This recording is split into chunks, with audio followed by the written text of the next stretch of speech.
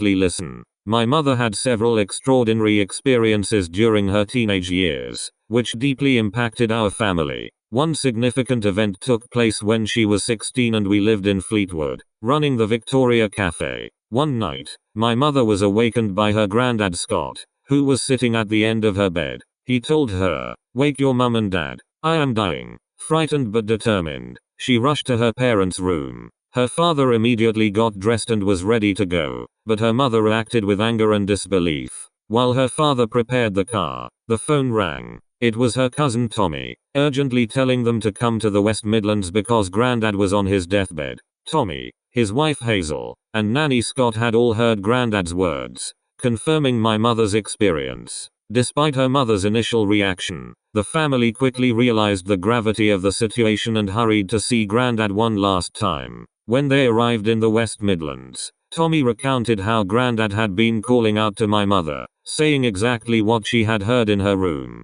As a sign of their closeness and to steady her nerves, Tommy took out 2 cigarettes, handed one to my mother, and kept one for himself. It was a moment that underscored both the urgency and the bond within the family. Around the same time, my mother also had another striking experience. Near Christmas, while working at the cafe, she told a waitress named Mary Mind that a man they knew would die around Christmas, and there would be a pink Christmas tree in their window. Mary, a diligent and attentive employee, initially dismissed it, noting their tree was green. However, a few days later, Mary noticed a pink Christmas tree in the window, just as my mother had predicted. Shortly after, the man my mother had mentioned passed away, just as she had foreseen. This experience left a significant impression on Mary, highlighting my mother's uncanny ability to predict events. Another time, the family was gathered at 48 Oak Crescent in Bloxwich in the West Midlands. My mother, her father, her mother,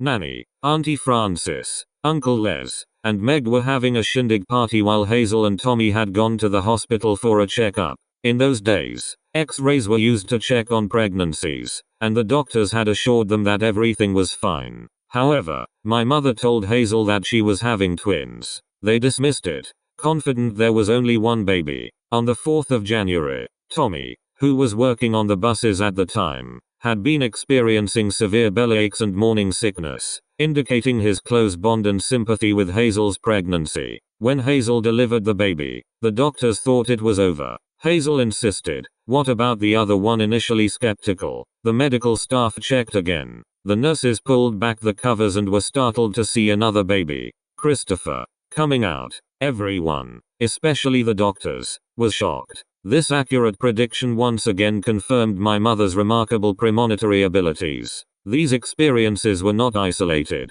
My mother often recounted a story from when I was a small child. One night, glowing orbs, which my mother described as lights, followed my sister home. She thought nobody would believe her, so she got my mother and father to come out and witness them. They all saw the lights, which left a lasting impression on the family. Furthermore, my mother once cursed me when I moved to the West Midlands, saying that if I ever knowingly did anything wrong, I would be punished one way or another. She was right. Every time I went astray, something would inevitably go wrong. Proving her words true time and again, I realized there was no escape. Desperate, I asked her to call off the curse. She said she couldn't. When I asked why, she wouldn't explain. Deep down, I knew I had to stop whatever bad thing I was doing. It was really bad. I just knew I had to stop. I see things I should not. I know things I should not. I do not know more in time. I have an attention disorder and I tend to overthink,